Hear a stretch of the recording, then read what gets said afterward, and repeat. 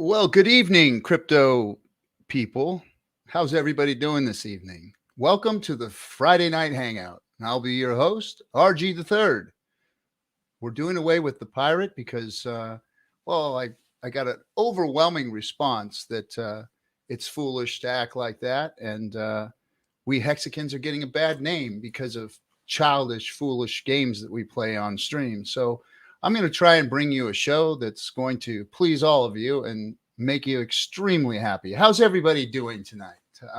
Let's see. Let's go to the chat room and say hello to all the crypto people out there. Hey, Paul, welcome. Oh, we're going to be banning the emojis that are inappropriate. So be careful of how you use our chat room these days. Okay, I just want to let everybody know that the degen stuff is over.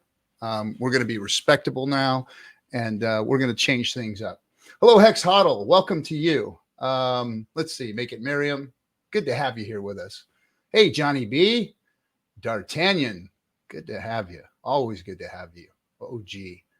And we've got SJ in the chat. We also have SJ in the green room, everybody. SJ is coming in to join us on the Friday Night Hangout.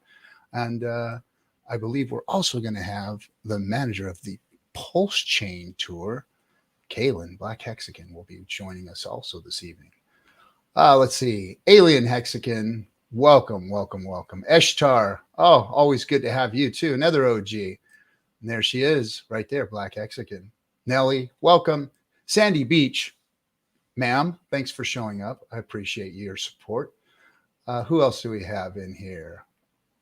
Looks like Gary Funding Jim's here. Gary, what do you think? Everything good and respectable? Good. Who else? Hexerciser, make it Miriam, I think. We've already said hello. Hexhodl JZ617. Hello, Mark Williams. Refined Hayseed. Appellation. Cheers to you too. Probably across the pond with the cheers.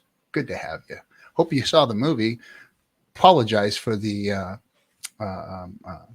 performance there. We're going to clean it up. Maybe the second half will have the new and improved dead captain. How's it going, Hexander? No, I am no longer your captain. I am just RG the Third. That's who I am. Swizzle Sticks. Let's see. We're going to change the neon. We're gonna dump the ship. Everything's gonna be changed here to please those. Dorsey. You're gonna get one warning this evening, and it won't be just a timeout anymore. I'm sorry, my friend, but the powers that be want you banned from the chat room. So we're going to have to, you'll get one chance, but then come back and if we don't change our ways, you're going to be banned. Sorry. Crypto CPT, my neighbor, how are you doing? Good to have you here. Good to have you. Who else? OBX, more energy, please.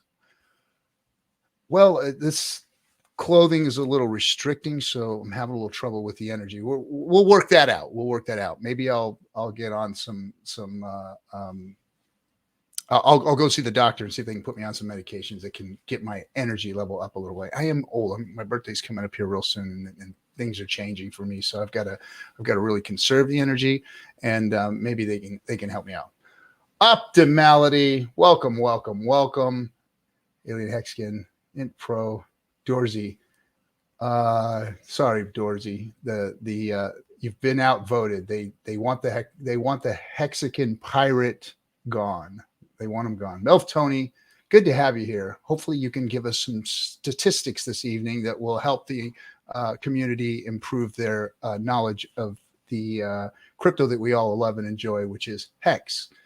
Let's see. International Pro, Jebediah Dean, welcome. Paul, hey, what did I tell you? We'll have to ban those. We'll ban those. All right, Edward D. Anthony Munoz, side effects. Hey, side effects. Watch the language, please watch the language. Mark Williams, welcome everybody, and thank you for coming on to the show this evening.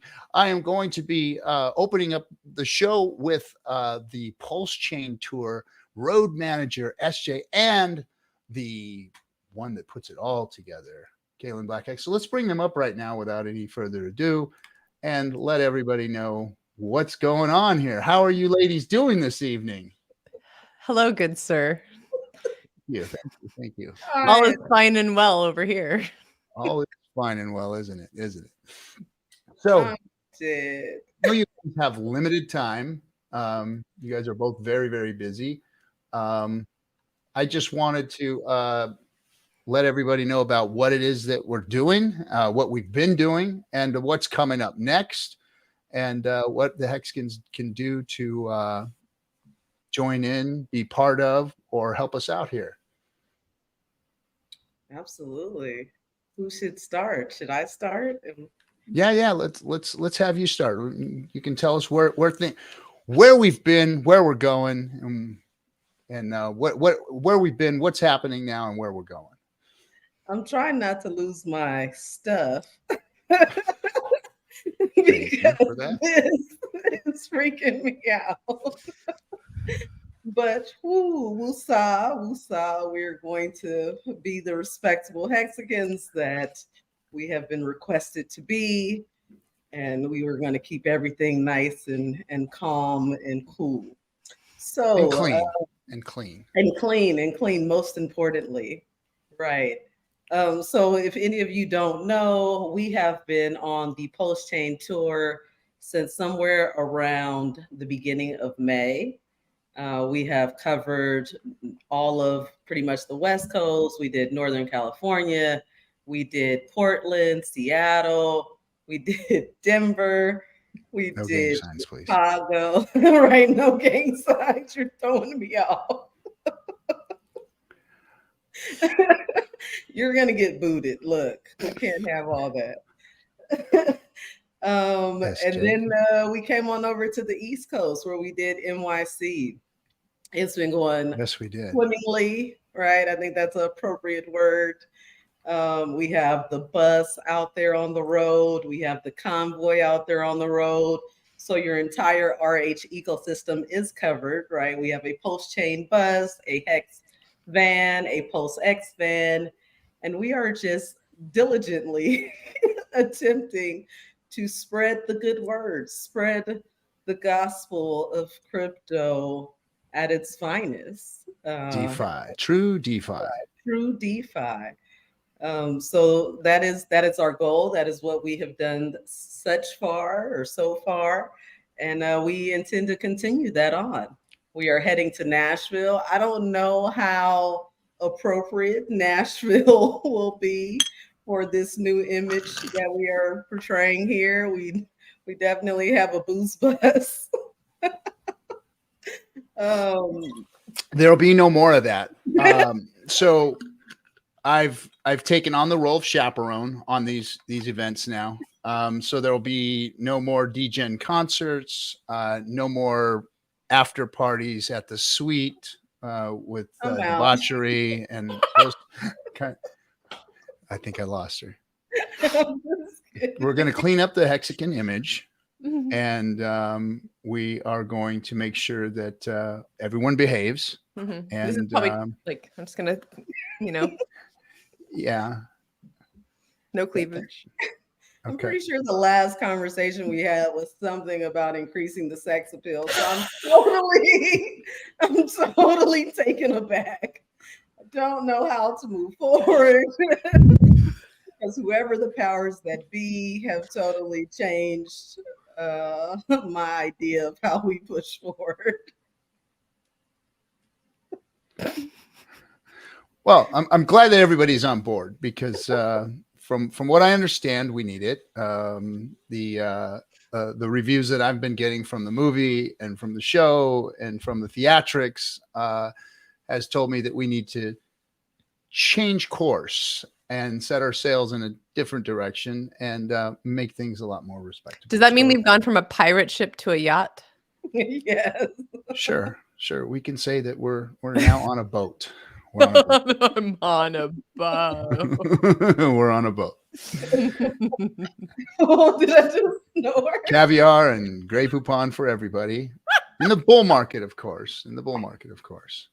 and we'll keep taking the show on the road, but we're going to definitely change things up. I'm really proud of what you guys have done and what we've put together. And I know that the showing has been lackluster, to be honest. Not that we haven't had great times with the Hexicans that have showed up, and that we've had some great events. We've had some tremendous Hexicans come to the plate and get up on stage and help us with the tour. So there's been a lot of value. But the one thing that I think that we can improve on is bringing more no coiners to the table. This is the time that we should be doing this. We should be really talking to our friends, our family, our colleagues, those people that we know will be coming to us later down the road in the bull market to buy Hex and Richard Hart's ecosystem coins at the high prices. And right now we should be having those discussions with them and talking to them about how to get in now so that they can get the value of the bear, of the downturn of the bear, which we know is cyclical. We know it cycles. We know it does it every 4 or 5 years. We know that some of them are longer, some of them are shorter. And this storm that's brewing now is appearing to be something that is going to be beyond anything that we've seen before, because it looks like there's a lot of institutional money sitting on the sidelines, and they're looking to get in, and they're looking to get their piece of DeFi too, because I'm seeing big companies actually putting together decentralized exchanges. And how decentralized they'll be, I don't know, but they do want to get into the DeFi space. I mean, look at what Uniswap did. They were supposed to be the DeFi, and somehow, some way, they actually delisted a coin, our favorite coin. So anyway. Yeah. No, David, I had to rent it. I have to return it tomorrow. But I will be getting fitted and getting my own custom tailor-made suit. This one doesn't fit quite right yet, and I got to get some better ties and things. So yeah, I'll be working on that. Yeah, I feel like we need to put a poll in the chat. Raise your hands. Vote if you would like to see the bandana back. Is RG getting horrible reviews? Like I need to know, because this is just totally throwing me off. It's already been decided. The community has spoken. They don't like this. I'm actually getting the production crew to put together some charts for me so that I can have some charts behind me so that we can start talking about TA and trading. Maybe even some leverage trading. I'm gonna polish up my skills and work on that and get everybody on point so that they can take advantage of this next upcoming bull run. So I understand. It's wrecked G3. That I take offense to that. I take offense to that. I really, really do. But so let's get back to talking about the Pulse chain quick before I let the rest of the Friday night hangout regulars come on to the show. So you said the next event is in Nashville, and that's going to be a meetup, right? Yeah. Yeah, absolutely. It's not going to be a seminar. It's not going to be one of our super events, but it's going to be a Hexican meetup. So this is the time for Hexicans, I think, to bring people that they want to introduce to their local Hexicans in the area, or they can come from afar if they like, and mix it up, in a networking event, not a party or a nightclub or anything like that, but just get together and share DeFi, right? We'll be discussing Sci-Vive. We'll have copies of the book printed out. There will be no alcohol involved at all. We'll just be sitting on a bus together reading a book. Okay. I like that, because I won't be there for the Nashville event. It's a booze bus. Yes, I won't be there for that event. Unfortunately, I have a vacation planned for that week, so I'll be gone out and on vacation. But I will be for the Charlotte event is directly after that, right? Yeah, about 2 weeks after that, we have the Charlotte event, and Charlotte is a seminar event. So we have some great speakers lined up to come to Charlotte. One of my favorites that really provides really great insight into the Hedron ICOSA space. We have Crypto Sloth. So that's going to add a new dimension of education that we're going to be providing at this event.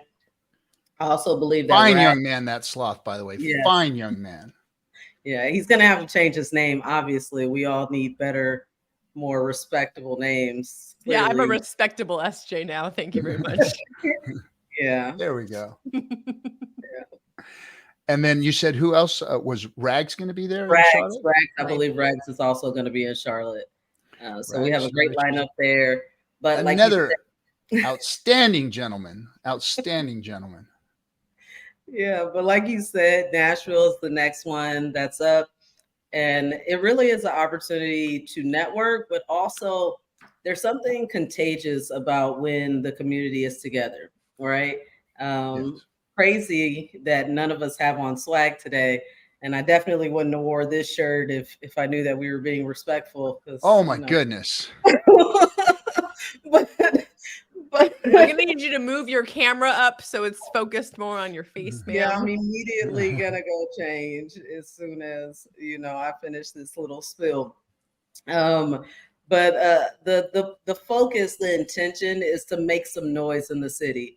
So we have this very respectful bus that just happens to have no windows. And we're probably not going to hang out of the bus. We're probably just going to sit respectfully inside of the bus, wearing our gear, maybe reading a book, maybe possibly there's a flag that indicates that we are a part of some type of community. Yeah. And I think that type of moving book club will really draw the attention of the locals to the point to where they say, hey, can I join your book club? Can I come aboard your bus and see what the information is that you are reading about? So that is kind of the idea behind this 2-hour moving book club. You gotta mute yourself, SJ. You can't just turn the camera off. Well, I'm sure it's going to be a respectable book party, and I'm sorry I won't be able to make it and read with you guys. No, that's definitely the wrong word. Soiree, maybe gathering, gathering of like minds, rolling gathering, rolling gathering of like minds is how we would prefer to, explain this. Yeah, absolutely. And we'll be repainting SJ's bus, probably one color, maybe tan, all black. Something. Yeah. Or, well, I don't know about the black. It's a little bit risque. We'll go for tan. I'm gonna have to switch it up. I'm gonna start wearing pinks and yellows, just to make sure everyone knows that I'm approachable and that we are here coming in peace. Very nice, very nice. And just to kind of cap everything off, the last events are going to be for the year are going to be in Atlanta after that, and then we'll be going to Texas. Is it? No, Miami. Oh, I'm sorry. We go back to Miami. Oh, yeah. I kind of thought maybe we wouldn't be going back to Miami because I don't know if that town. Yeah, if we can find anything respectable in that town. That's gonna be rough. And I just signed the contract, but maybe there's a nearby church nearby that we can gather and say a prayer before we enter. Maybe I won't be there. Maybe I just won't be there. We'll talk about that one. We'll talk about that. Yeah. And then after that we go to Texas, correct? To Texas, where we'll do Dallas.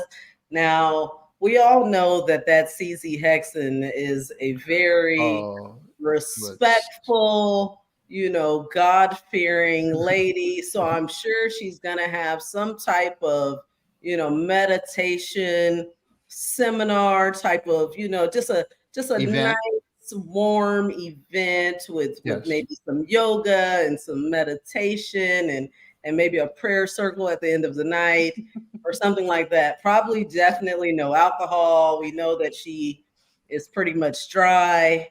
And then we'll move on to Austin, where we'll do another seminar, and then Phoenix. Nice. And then we'll end it with, another boat. We'll just call it a boat. Yes. Well, it is a respectable cruise down the coast of California into Mexico. So that's going to be awesome. So anybody who wants to get involved, you can go to pulsechaintour.com, look at the events that might be in your area, and get yourself there, get your new onboards there, and let them know that it's the bear market. And this is the time for them to be considering whether or not they're going to be entering into this ecosystem or not. It's a better time, and they don't want to wait. We still may be in for a downturn. So just expect that also. And then realize that, hey, next year is more than likely the next and maybe the biggest bull run that crypto has ever seen. And DeFi is definitely going to be sitting in front of it. And you're going to want to be a part of that. So see if you can get your people here so that we can teach them and they can ask questions. The VIP events are the best. It's like the meeting after the meeting. We all sit down, have dinner, and you get to really get to with the OGs and the people that are in the know and talk strategy, talk with them about your situation, and help you if you're new on board. So very, very, very valuable networking experience to get involved in that. So I would suggest if you get on the Pulse Chain Tour, you can get your VIP tickets and get your new onboards VIP tickets. And we're all more than glad to help each and every one of them at those events. Nobody gets shoved aside. Everybody gets a personal touch where we're talking and digging into their situation. So get your people there, folks. I encourage you to consider changing the term OG. It has such negative connotation. So those experienced hexagons, early adopter. There you go. early adopters. Yeah, you can really sit down with the early adapters and pick their brain on what's important and relevant to the space. We had a question in the chat that asked us if we will be doing Las Vegas at the end of the year. We are still going back and forth with DCC to determine the best date that is most inclusive for everyone. We don't want to price people out. So that's kind of where we are right now. Although I do know his side is extremely excited about doing it for the end of the year. So we will try to get those. That's going to be a great event. Yeah, we'll try to get those dates out to you as soon as we possibly can. We do know for sure that we will do Vegas. We just haven't absolutely decided on the date. And real quick, before we go into other like dates and places, the next 3 events coming up, Nashville, Charlotte, Atlanta. If you live in any of those cities and you are a Hexagon and you are just a real good-natured, respectable human being, I really need somewhere to plug the bus into in all 3 of those places. Little things are popping up here and there, but it would be super helpful if someone has a spot that they know of. It doesn't even have to be your house. If there's like a business, I just need to plug a cord into the wall and get my AC running. That's all. So that'd be super helpful. Of course, like I'll be able to make it work whether that happens or not. But I'm putting that word out, putting that super positive energy out there into the world. Right on. Just holler at me. Thank you, SJ. And thanks for everything you do out there, driving that bus around and putting stickers all over the place and flyers. We appreciate all your hard work and what you've done so far. You are stuff. The best. And I always ask permission before I post any posters or stick any stickers. Yeah, absolutely. Yeah, please make sure you do. We want you to be a good girl out there. Yes. I would like to extend some thank yous. Typically I call them shout outs, but I guess in this space we will extend some thank yous. We give out tons of merch at every event. I think that's a big part of the community giving back to the community for attending these events. We have Brian Magruder that has given us some of these wonderful hats. Some of those wonderful hats. So we give away hats. We give away T-shirts. Shout out to Hex Toys, who has given us some coins, some of those coins to give away. Commemorative hexagon gold-plated coins. Beautiful. Oh man, SJ, help me out here because I hate forgetting people's names. Hexacasso, right behind you. Hexacasso with these. Yes, we have those to give away. And then Z just gave us coasters. Yes. Yeah, that's Z. Z. He just goes by Z. Yes. Z made coasters. Yeah. And our book writers. Let's not forget our book writers. Yep. Mark Wild and Johannes and what is the other guy's name? I know I have their book around here somewhere. Johannes and this is horrible. I hate being on the spot and not being able to produce people's names.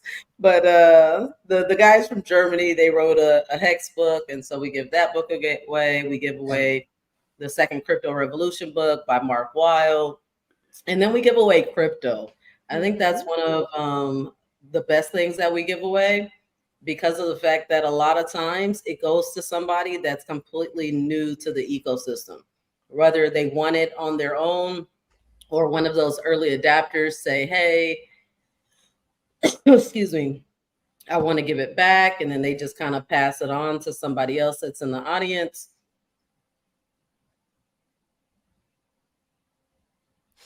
Help me out, guys. Let's not forget about Suzanne. Yes. Oh, yeah. Suzanne has made some bedazzled, really, really fine hex shirts, pulse chain shirts, and we give one of those away at every event. And RH Max also donated a bunch of shirts, and Marco the Hexagon. Marco the Hexagon, all handmade, beautiful, beautiful stuff. He makes wallets and hats like that with the leather embossed. He did some Discourse Syndicate ones. They're really, really awesome. So thanks to all of our contributors. I appreciate all of you guys for helping out. And of course, you two lovely ladies. And please remember, go out there and be good girls and do not get tempted and let some of these degen hexagons sway you. Absolutely. So for anybody else that's out there that wants to support this tour, that wants to help us to be able to do bigger giveaways or help the buzz or help any part of the tour, pulsechaintour.eth is our wallet address. That address is good for, of course, both Ethereum and Pulsechain. So any support that you're willing to give to the tour, we greatly appreciate it. Yep. Internet Money has recently donated some time because if you don't know, by holding time, you can accumulate more more pulse, excuse me. So we really like things that go to support the community as far as the RH ecosystem. So we do have some time that we'll also be giving away. Right on. And thanks also to him for helping us out and being part of it, of Internet Money, of course. All right, ladies, thank you for showing up. I appreciate it. I know you guys have got things that you're doing right now. And thanks for pivoting and adjusting with us here. And I hope next time you guys will be a little bit more appropriately dressed. The next time you're on the show. I'm so sorry. It's okay. We'll talk about it in our next meeting. All right, ladies, thank you so much. Goodbye. I'm going to be bringing on the rest of the hexagons. And what more perfect hexagon to bring up right now than the guy that I'm going to bring up. Thank you, ladies. My good friend, Gary, Funding Jim. How are you doing, bud? I feel like I'm on that time. What is that? Those television shows where the warping is in the background and you're like in a reality that's different than your own. Like, what's going on? I saw the tweet. I didn't know what to expect, like a change up. And here it is. I don't know that I'm in reality at the moment. What is going on? You're not. This is simulation. This is a simulation. And I really fucking can't take this anymore. I can't. I'm taking this shit off. I'm sorry. I can't do it. It went 33 minutes. It did go 33 minutes. Perfect. 33 is the number, right? 33 minutes with the necktie stranglehold. I ain't changing for the man. I ain't changing for no court. I ain't changing for my wife. I ain't changing for anybody. I ain't changing for the school board. I ain't changing nothing. Any of you Hexicans out there that got something to say to me about who I am or what I do, kiss my pirate ass. I don't care. I ain't doing this shit for anybody. Had it. Where's my freaking bandana? This is awesome. There we go. All right. There we go. Now we're back in reality. Reality strikes. Hold on a second. I got to take a breath. Do some deep breaths. Do some purge like Lamaze. Give me a second. He's having a Lamaze moment. He's rebirthing the pirate. So what's up, guys? It's good to see everyone in here. Let's see how many people. Does it even tell me? I don't know if it tells him. It probably tells him. I don't know how many people's in the room.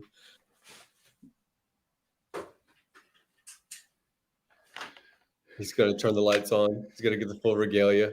I think there's pistols. Ahoy, crypto pirates! Welcome to your Discourse Syndicate's FN Hangout.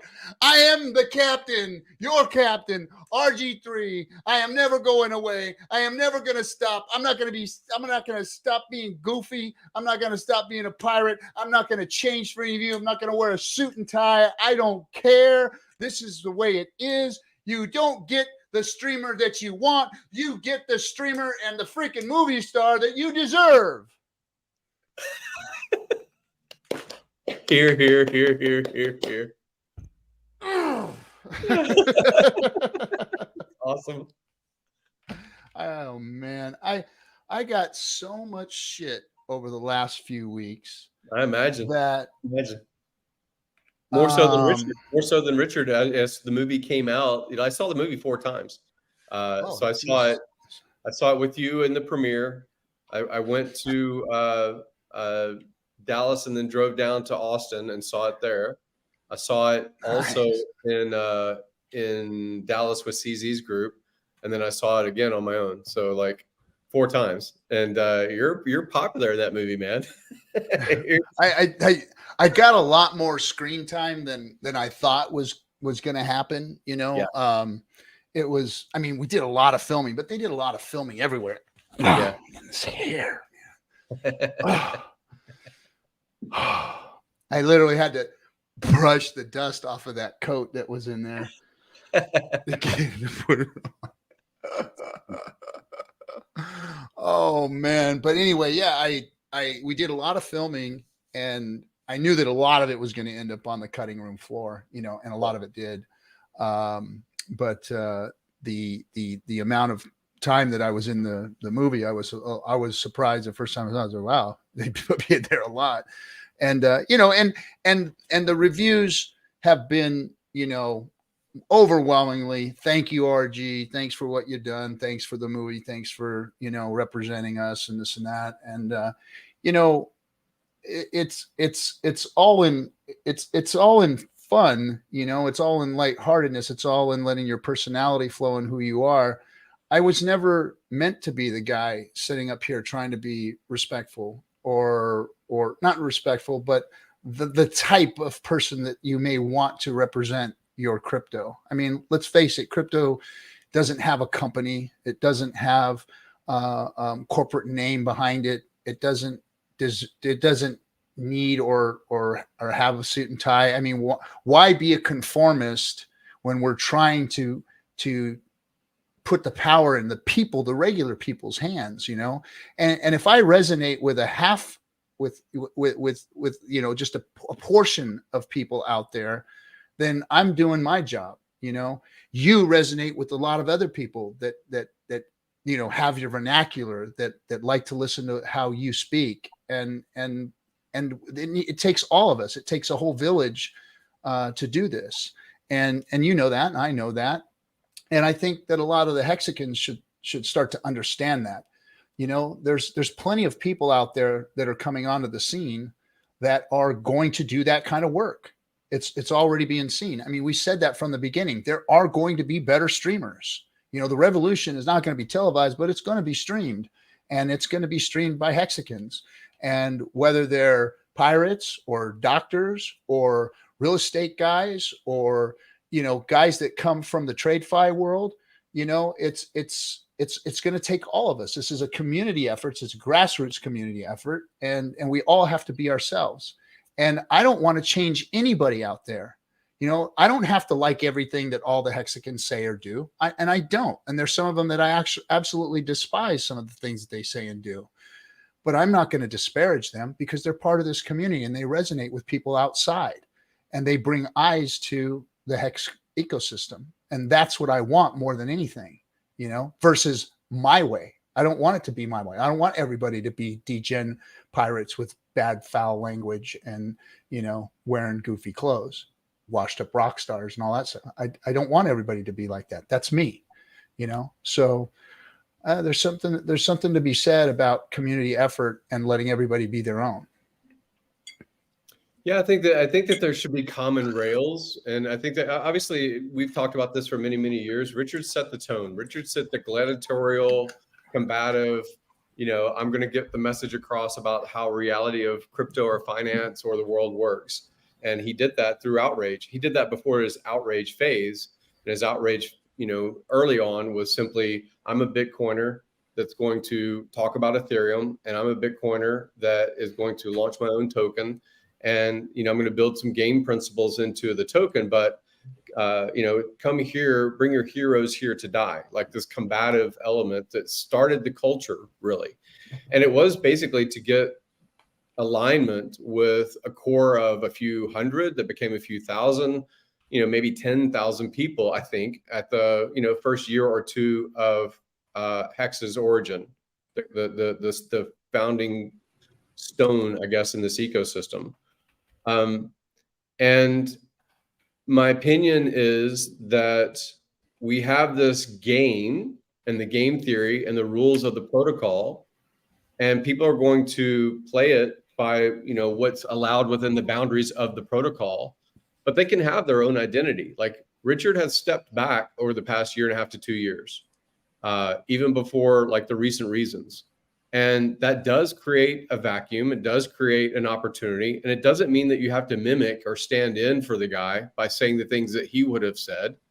You can still have the protocol in your mind. You can have the rule set of how the code and the math works. But like your identity coming to the table without having to be a logo, without having to be an avatar, you know, your identity shouldn't change. You resonate with this. I resonate with this. Other people resonate with this. They have completely different backgrounds and different ways of viewing the protocol and the game of Hex specifically, or the vertical alignment of these other things that make Hex, you know, possible to be more efficient, right? Or maybe more secure, these kinds of ideas of the other 2 or 3 tokens. So like, I think when you first said something earlier on about like going into this business suit and altering, you and I both remember that 3 years ago, we had this same thing. All of us appeared on camera in a shirt and tie. And it was one of those early streams. It was like, wow, this is very unexpected. We need to have, you know, a vocabulary of the bankers, and we need to have a vocabulary of the accountants so that we can get the message across about this game theory and a protocol of crypto. And no, we don't. Like, we can grow, we can find resonance with our own people that know us. And if we're not, if we have cold contacts or new people in our lives, we can always refer them to the person that they're going to identify with better, right? So you're a millwright, you're a celebrity, you're a movie star now, you know, have all this kind of, you know, proof of like your value system is on film now, and your value system is on thousands of hours of YouTube content, right? So your value system is out there for people to take on, mimic, you know, enjoy and value, right, themselves. So is mine. So are other people. But we really need to, I think we just need to make the ground fertile for the next streamers, for the next content creators. Exactly. You know, that's really all that matters for us. It is. And that's one of the things that went into a Spaces the other day, and I gave support to a community that's out there, developing and doing something, bringing eyes to the space. And a lot of people don't like what they're doing, and a lot of people are involved in what they're doing. And I just wanted to give them my support and say, hey guys, whether I like what you're doing or not, you guys are doing something in the ecosystem. Now, everybody deserves the chance to get out there and make their thing happen. We all should tread cautiously, especially when it comes to investing in those things, because there are a lot of rug pulls. There's going to be a lot of them. There's going to be a lot of things that are promise coins.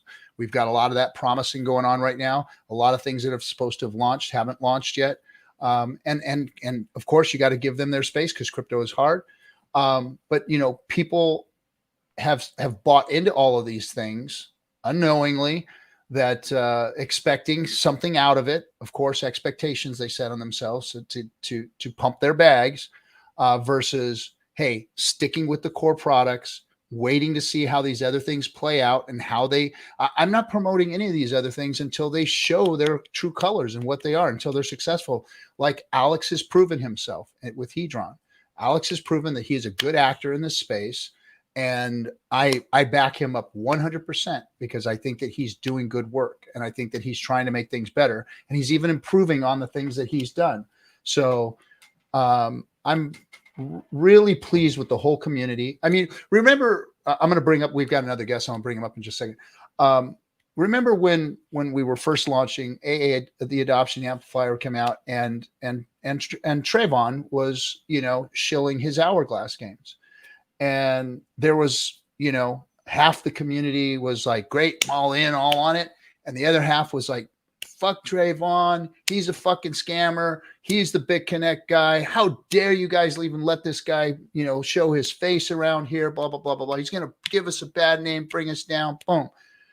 And then Richard says, hey guys, this guy's trying to change himself. He's trying to turn himself around. Give him a shot. Give him a chance. Richard said this. And I was like, Richard's right. We should all have the chance. Just because somebody has done something wrong, maybe they are trying to change it. Now, if they prove themselves to be a douchebag another time, not shame on him anymore. It's shame on me. So I always like that concept, giving somebody a chance. Now, when you give somebody a chance, you got to make sure you're not aping your freaking rent money in on this guy. You got to make sure that you're not betting the house on this guy. You got to walk with caution and realize that, hey, you're jumping into a space that is more risky than sticking all of your money on one number on a roulette table when it comes to crypto. So go in with that expectation, watch what Scooter does and how he performs. And then if it comes out great and it does something like what Alex has done, then, hey, back the guy and get involved, and that's fine. But before that, just let them do their thing. And quit crying and quit complaining and quit bashing them and all this kind of stuff. It's just, it's not helping anything or anybody. Let me bring up our other guests. You can comment here. What's happening, Crispy Man? How you doing? Oh, can't hear you. I got to take the mute off, man. Hey, now I pushed the wrong button. I ended up joining the stream, so I figured I'd go through with it. So. Right on. Good to have you. Good to have you. Hey, Gary, how are you, buddy? Good to see you, man. Good to see you. RG3, good to see you. I saw, the clickbait, is the pirate gone? That got me. I clicked the button, man. That got me. Well, I got a lot of shade, for my representation of the Hexicans in the movie. And I'm sorry, I wasn't representing you guys. I was just their representation of what they thought Hexicans were. They chose me. They went and looked at everybody and said, hey, we want you to be the representation. And I said, well, that's going to go over like a fart in church, but okay. And here we are. And of course, but in general, most people thanked, applauded, and appreciated, the hard work that I did put into it. And that's the thing. I took time away from my family. I took time and money away from myself. I helped produce the movie. So, for those detractors, go do more than I did and fuck off. That's my my comment to the detractors. But to those of you who thank me, I appreciate you, and you're welcome. And I do it again. I'll do anything I can to help this community and to help us, forward the cause here of getting true DeFi out to the world, because that's what we're doing here. It's not about pumping our bags and just talking about Hex. It's getting true DeFi to the world. This is world-changing stuff here. This is going to change the world if we don't fail. And it's on us now. It is on us. Richard already is done. He did it for us. We have an L1. We have a decentralized exchange, the most decentralized L1 and exchange that are out there. And we have a crypto that blows away everything else in the water, blows away Bitcoin. And to have that in our hands and to be looking at each other and backbiting on each other versus going out and trying doing everything that we can to make this thing pop, to make it go viral, to make it hit people, it's ludicrous to me to see the community acting like this, and backpedaling and shiny object chasing and saying Richard. I mean, I see Hexicans in the Twitter space saying that Richard wrecked them. That Richard, where is he? Where's our savior at? I got news for you guys. Richard ain't coming to save you. He ain't coming. He's done. He did. You go do it. And he said that before. You want this stuff? You want to promote it? You want to get it more adoption? You do it. He said that. So I don't know where people forgot all this or why that message isn't getting across, but I'm going to tell you right now. Richard said that. You want this thing to pump? You want people to fill your bags? You want this to grow? You go do it. It's an important message, and of expectation, right? Expectation. I don't want to harp too much on people. Again, I do it every time, so I'm trying to limit how much, at least. If you have a logo and you're just anonymous on Twitter, throwing, even if it's positivity, if you say, hey, that's great. Hey, give someone motivation. They continue building more content, providing more information, building websites, W3 interfaces, front ends. They do things, right, because of this social validation of the praise. And if you're out there throwing negativity and throwing, anchors on people's shoulders, they're going to stop doing that. So Richard started the path, really, because he was giving away content, 8-hour-long streams that we enjoyed for years, right? For quite a long time. And, again, thousands and thousands of hours of content and information. And that was before a product existed. There was management of the Telegram spaces and of the Twitter content and of the YouTube streams and all these other things that happened well before there was any ability for anyone to participate financially at all in any of these things that later got built. And so there was an upfront capital investment of time, intellect, ability to front run his ideas, all kinds of things that he gave. It was a Gary Vaynerchuk kind of plan. Give. Here's the opportunity. Like, here's the thing that's been launched December 2nd or 3rd, wherever you were in the planet in 2019, right? And so, there was that origin story. And then there's other people that took up the mantle and the mimic of sorts to say, hey, I'm going to create content. Hexologist, yourself, Coffee, DCC, these people that said, I'm going to be so bold and brave that I'm going to make a YouTube channel. And the YouTube channel content, I'm going to invest my time, intellect, and my ideas. And some of them are going to fall flat on their face because time will prove that I'm wrong. And some of them are going to be winners and time will prove that I was right. So the boldness and the braveness of people actually building something, putting content out there, putting ideas out there, standing, it's almost like being the stand-up comedian. It's just you and the mic. The audience is going to do what the audience is going to do. So I like that about our core start, our beginning start. And I think that this is kind of a rebirth opportunity. This obviously is the second cycle that may be coming up with a bear going into a bull. We've been here before if we were in crypto before, but this is opportunity for Hex and the Pulse Chain ecosystem, to really get its legs. How's that going to happen? It's going to happen only because the people that are building, they're out there making content. They're out there creating websites. They're giving data feeds. They're showing trend lines. They're doing all the things that are kind of conventional. And the passive, if they're passive and watching what's going on, they scroll through Twitter and they don't hit the like and they don't hit the repost and they simply like, passively are watching what's going on. Well, that's not sharing new information. That's not new distribution. That's not talking to your neighbor during the best opportunity in crypto, which is the bear during the depression. That is the best opportunity window. So I wanted to catalyze that. How does that get catalyzed? I love that you're doing your tour. That's awesome. And your tour should have more butts and seats, right? So like, the idea of like giveaways of merch and things like that, I think that those are interesting, just like how the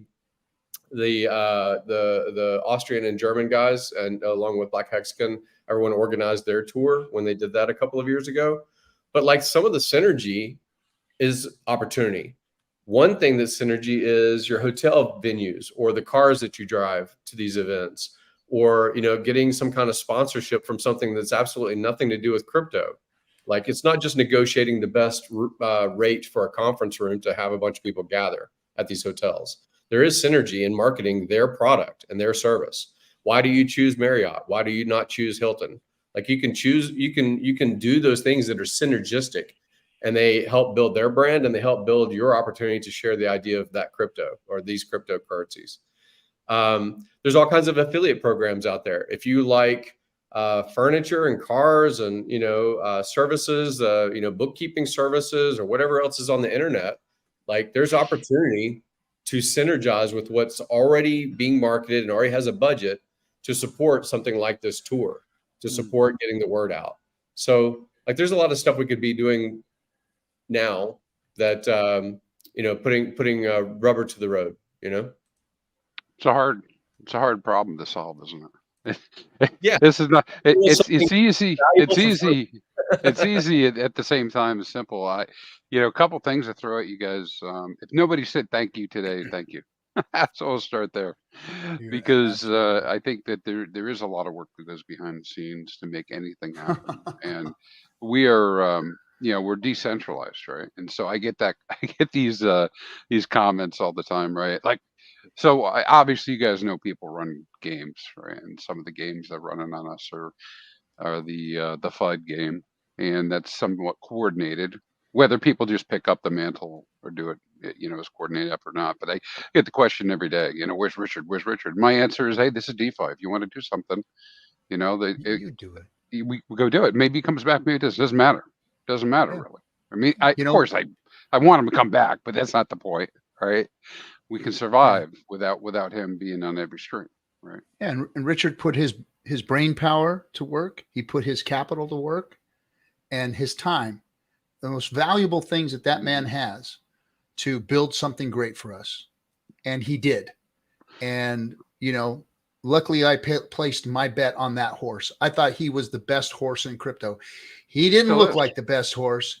He didn't come across as the best horse. But you know what? I love the underdog. And I love it when an underdog shows me that he's got some shit behind him.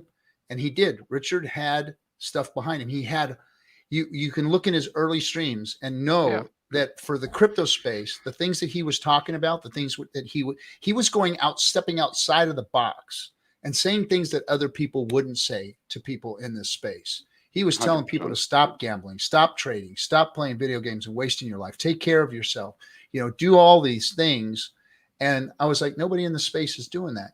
That's how I've lived my life for the last 28 years. I've been working on improving all of those things in my life, and it had nothing to do with how I looked or how I acted or how I spoke. It had to do with what I did. What did I do? What did I do to and for my fellow man? What did I do to and for my family? How did I, get better in the world and make the world a better place? And I saw that in Richard, and I said, well, that is the guy that can take crypto to where it's supposed to be, because none of these other degens, and I call the whole space degens, all of these people out there promoting trading, all these people with promise coins, they could have built the right shit. They could have. There is some smart motherfuckers in crypto that have projects that have still, to this day, for the last 6, 7, 8 years, have not come to fruition, have not provided and given to the community what it deserves, which is real crypto. Richard said, fuck it, and did it in a matter of less than 5 years. He put this all together and put products in our hands that we as a community, which is how it was supposed to be done. We were supposed to take this to the world, not the founder. That's why Satoshi boogied. That's why he left. He made it and said, go for it. Now, whether he died or whatever, nobody knows, but that was what was supposed to happen. And these freaking degens got a hold of our crypto and screwed it all up for years. And now here we are. And like Stylist says, it's up to us to make it what we want it to be. And if we want it to be a bunch of freaking cats stuck in a box fighting each other, and then that's what we're going to get, you know. But if we want to go out there and change, do what you can to go out and make change. You know, that's what I did.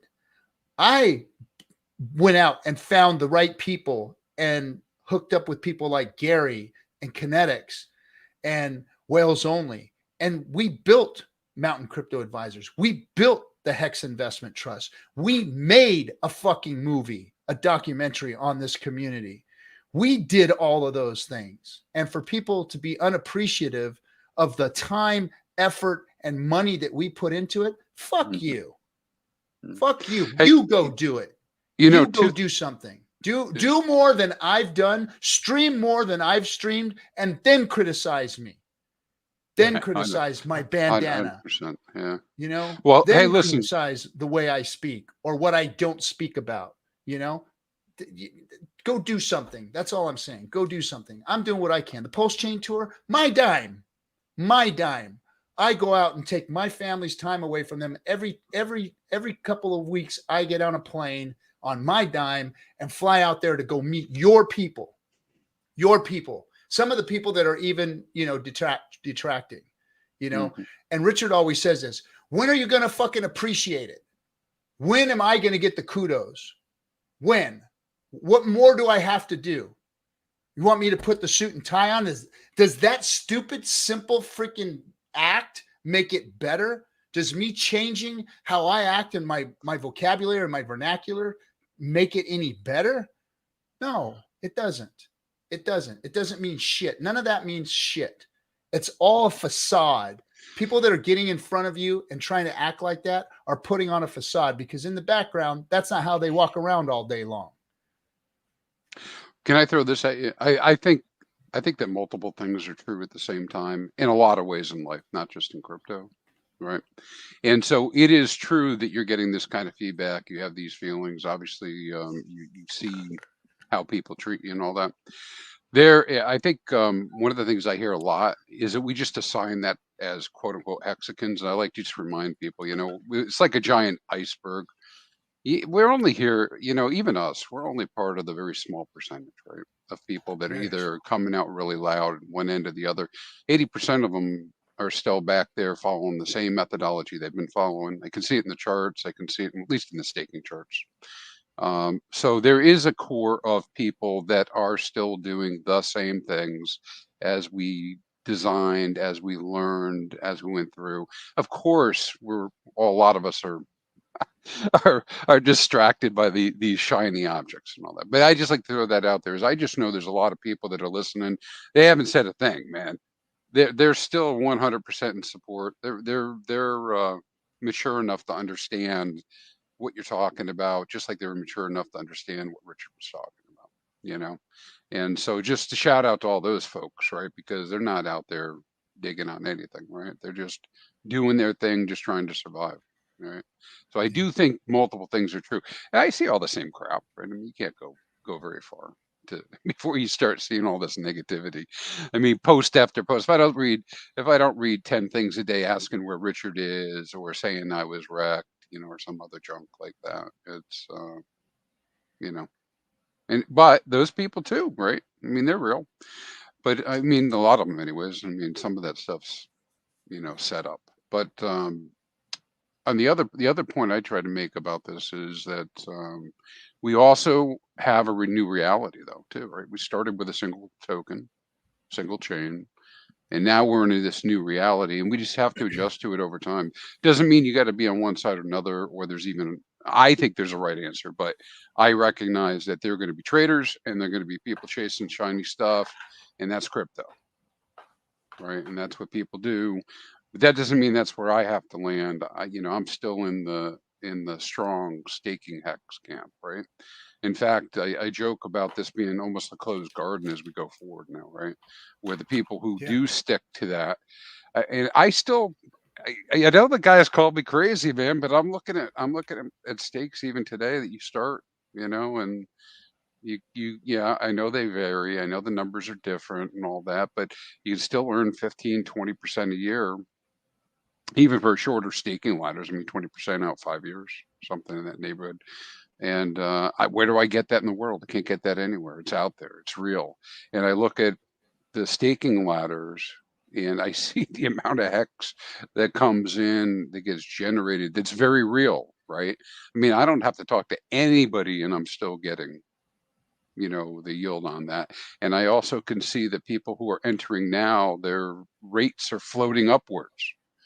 And yet I still get, I get barraged with, hey, you shouldn't be staking it all. Everybody should be liquid.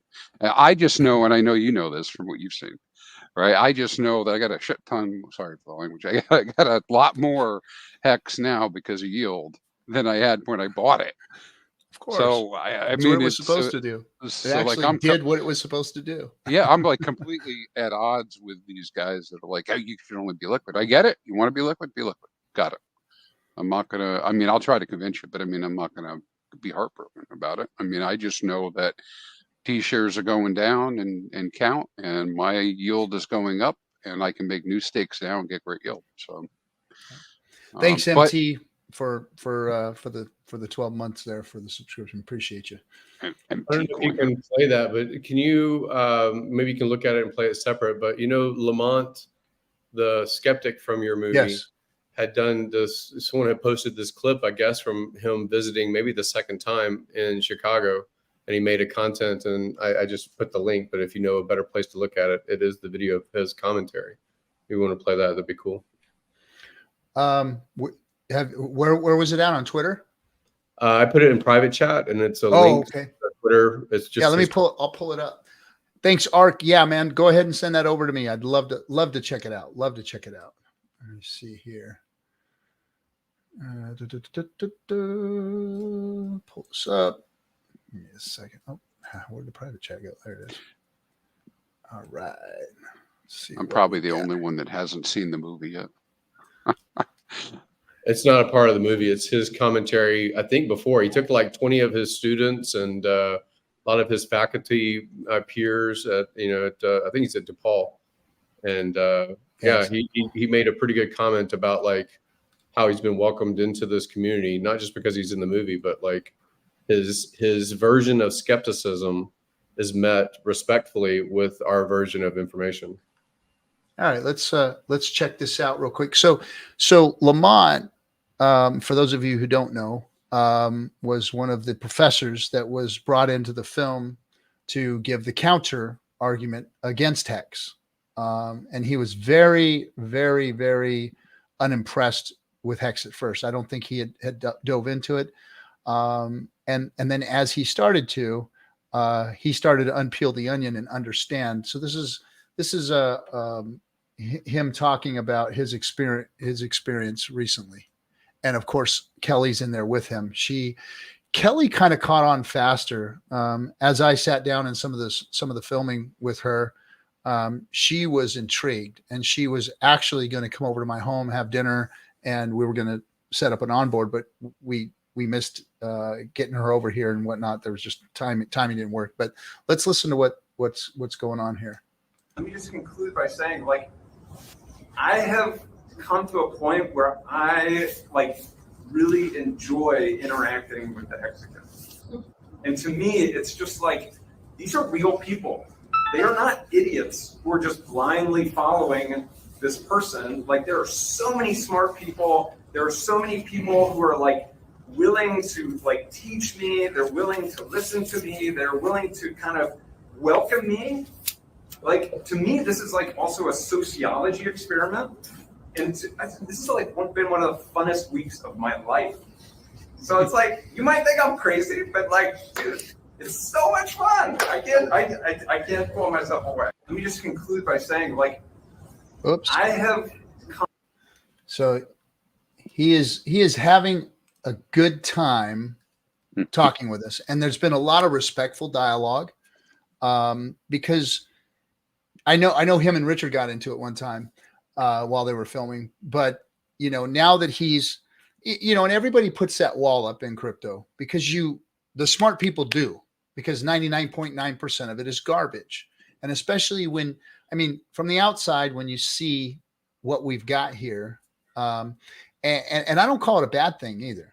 We've got Richard with all of his fancy clothes and his outrage marketing. You got pirates and doctors and the rest of us talking about fluffy slippers and all this other stuff, right? And from the surface, it looks like a circus show. And crypto, you need to be very cautious. So it's getting eyeballs on us, so it always has. I think that the reason we are successful is because of all that stuff that we did. And it may not get us to where we need to go, but like I said, there's always going to be better coming. There's going to be better hexagons that are going to come. And look at Ben Cage. He's talking to the TradeFi space, and he's doing it well, and he's a hexagon.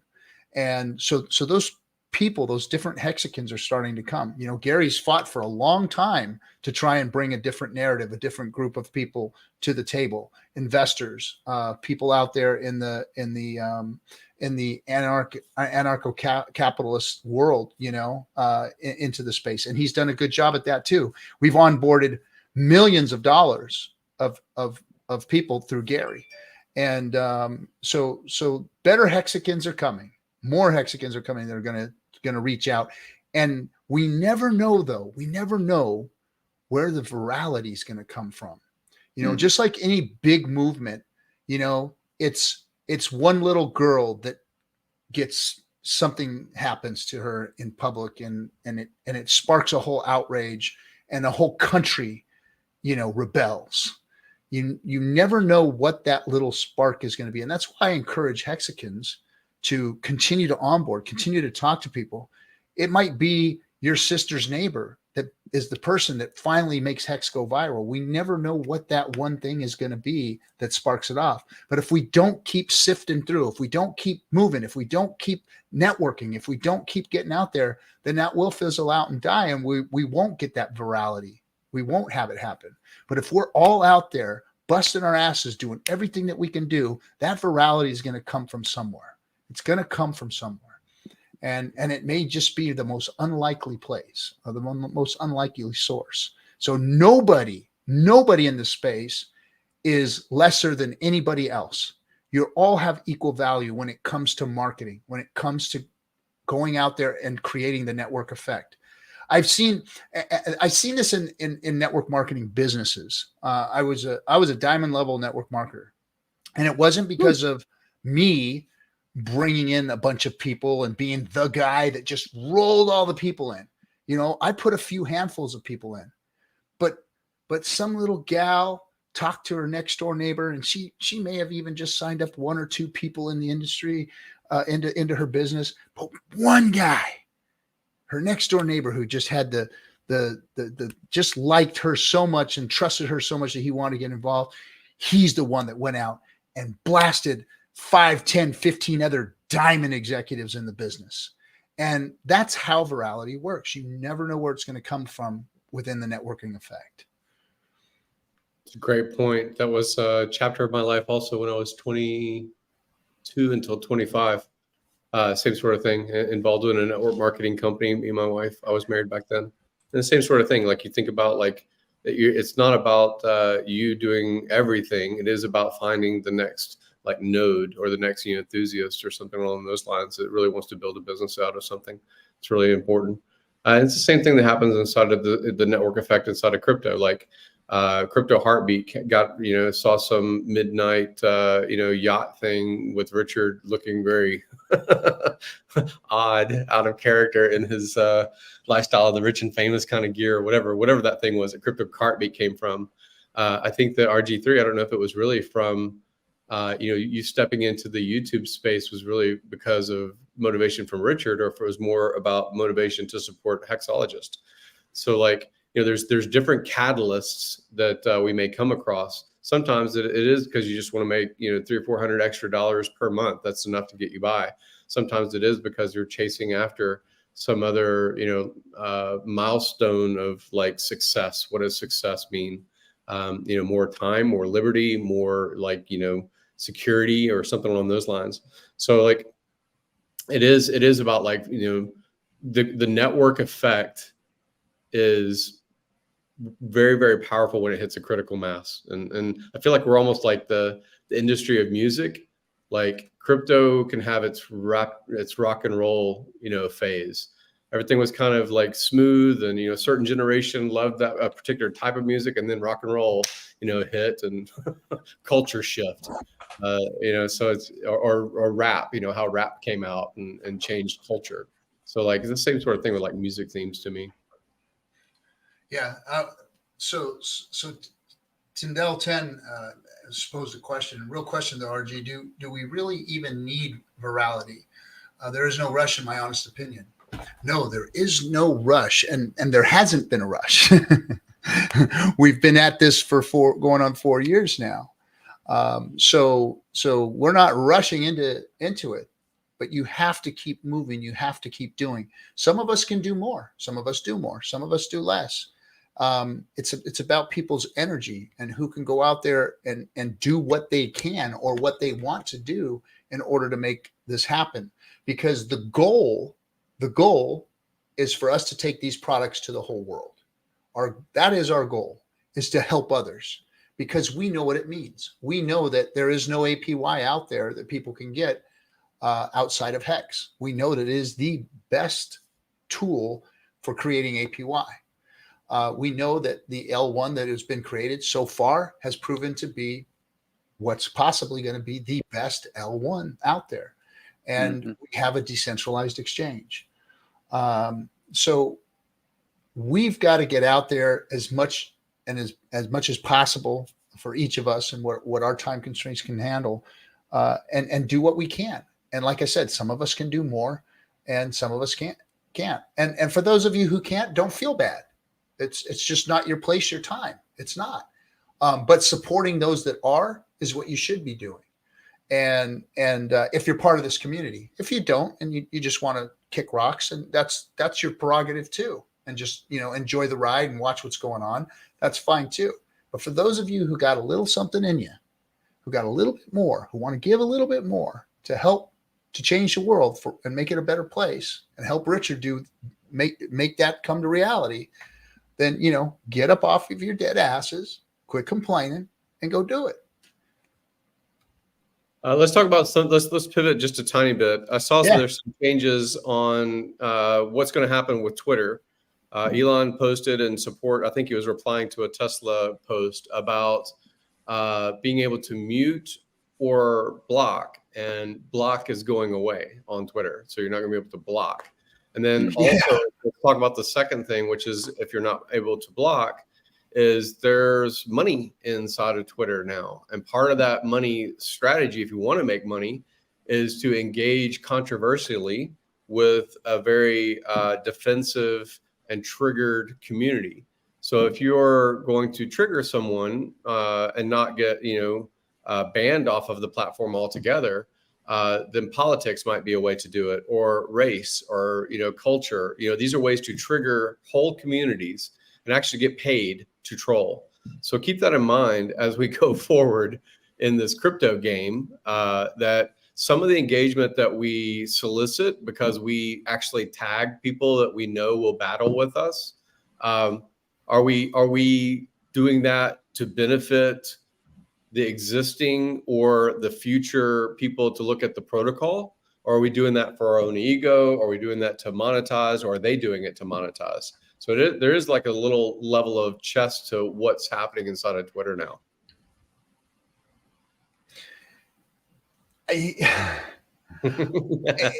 We have yet to see how it all turns out. You know, everybody was up in arms with the check mark thing, right? And so now we all have check marks. You know, pay a few bucks a month, you got a check mark. All right, that was cool. I don't have to go through the whole rigmarole of all of it, whatever. And to me, it really hasn't devalued it. To be honest, I thought that was going to devalue it, and it was going to be, it's not going to mean anything now. But it really hasn't changed. I like the new Black X, just has a pirate feel to me, so I enjoy that versus the little bird. So so I dig that. I like the fact that it's in the same font as the Pulse X, logo. So that's kind of cool too. Maybe Elon's hinting to something. Who knows? But this new thing with the blocking, my first reaction is, of course, oh, geez, that's like one of my tools I'm using it a lot more lately. So just to shut some of the noise down. But let's see what Scooter does. Maybe this does improve things. You know, he's proven himself to be a man that knows how to get things done and get things done well. His way of doing things, his shop, the SpaceX shop. So I worked at SpaceX for many years, moving equipment. It is chaos. It's controlled chaos. When you go to a place like Skunk Works or, McDonnell Douglas, Boeing, all these places, and everything is pristine, freaking just production line smooth. At SpaceX, you've got buildings all over the town. You've got a place where they're building the capsule, and then it has to be taken and loaded and moved over to another building to get it tested for this thing and then brought back. And they're constantly closing shops down and opening up new shops and rearranging things, and nothing flows. And it's just all of this hodgepodge, and there's people on skateboards, and it's really got that eBay or Google kind of feel to it, with the youth and the food and the music's playing, and I work with managers and departments that are like in their early 20s, just straight out of college, and so he has this approach of like, just get shit done, make it happen no matter what, and he seems to have done it efficiently, and so to see what he's doing with Twitter is just like he's built SpaceX. It reminds me of SpaceX. It's just kind of like, I'm just going to throw this at it and see what happens. I think this is going to work. And if it doesn't, we'll move it and change it around again. That just seems like the kind of guy he is, because that's how his business is run over there. And so, yeah, I've got faith in what he's doing. And we'll see if he turns us into a better place. I don't see it changing for the worst right now. I mean, I don't see anything wrong with it. But I will miss my block if he takes that away. Yeah, I'm not saying anything negative about the block, really, because you can still mute, I think is what they're saying. You're still gonna be able to mute. And, there used to be this idea that Richard would say about the diode, like, he'll make hidden lists of all the people that he still follows, but he doesn't want to be seen as following. Or we all have had like alt accounts where we think that there are people who have alt accounts when they're in Twitter Spaces, and you're like, hey, are they listening in? Is it the 3-letter agency? Is it RG3? Who's listening to what I got to say? Kind of thing.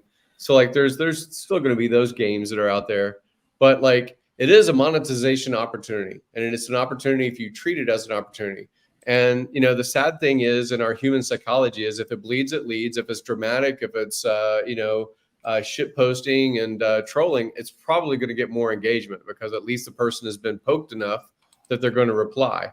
And, it's even one of these dating things when you're a teenager. You pull the pigtails of the girl in front of your, whatever it is, and bother her enough, and you're like, hey, I got attention. Yeah. Well, we'll have to see, like RG was saying about what the rules come out. But in this whole world of compensation for tweets and engagement, it does bother me a little bit, because I know people are going to come after you real hard with a whole bunch of stupid junk, and then if you react to it, you're just enriching them, right, and encouraging them to do more stupid junk. So I don't think Elon's stupid. So he's going to figure out how he's going to. His paying base, and again, it is part of the reason why blockchain transaction gas is not free. That's one of the reasons why Bridge is not free. There's a reason why platforms are not free, is because there may be really low maintenance costs by comparison to fee charges, but it's the same thing with like the bot stuff. I would be willing to pay if I can say, hey, this MEV, this thing that every time I post on Twitter and there's 50 people that, say, I've got this MEV strategy, follow Miss XYZ on Gmail, whatever the bots are. That's what I'm blocking mostly, right? Yeah, I block about 10 of those a day. Yeah. I mean, it takes away my block button. I've got 3,000 bots that are going to, suddenly be so that's the only solution has been, really. And then the rest of it is like our own, like you don't want to be muzzled in the public square. You want to be able to say your piece, and you want people to, if they are either searching you out or have been referred to your content, to be able to see it. So the shadow banning thing, does the content get to the ears that may be receptive or not? Like, that kind of question. That's what the open, it used to be, if you just had a loud enough voice, you could be heard in a room, right? And so it's the same sort of thing. Like, what do you want squelched because of content versus distribution because of the platform's capabilities? Yeah. Well, I think this whole scheme of, pay for participation, right, to some extent, starts really knocking that out, and then there's probably some other internal controls they'll put in place that will actually maybe do something with trending, right, like MEV bots and that type of stuff. Maybe they'll be sculpted out, because if I was running bots to do that, I'm not going to want to pay $10,000, $20,000, $30,000 a month for bots that just get put to the side, right? So they'll just change the business, right? That's what they'll do. Yeah, I mean, and again, this is a capitalist system. So like Threads, I don't know who's doing Threads, but if you have an Instagram account, then it's trying to be pitched as a competitor. There's been threats to Ethereum killers. There's been threats to what is the other one? YouTube that we're on right now. Like there are other streaming platforms, but the people aren't there. Right. So if the people aren't there, like that first mover advantage where people are habitually go to check for their content or their information, I think Twitter will still thrive. Even now, I have a hard time telling people go to X. I still say Twitter. I'm going to say Twitter for forever, probably. But one thing I would like is, if he wants to actually monetize, is I would love to have my MySpace jingle bells and music and things like that. I would love to customize my Twitter where you have to suffer through, never going to give you up song. Yeah, I can see that. That was super annoying, man. I set mine up that way too. Like people listening are like, MySpace? What's MySpace? Well, I think my MySpaces are still out there too, right? It's a music platform, more than anything. But yeah, so like that customization thing or whatever. I'm not, I don't know. Like I remember the pitch for cable when we had public television channels and we had 3, maybe 4 channels or whatever it was, and then you had the pitch for for this menu you're going to get 20 channels or 30 channels, and why my dad was willing to pay for cable was because there was no commercials. He didn't want to have commercials.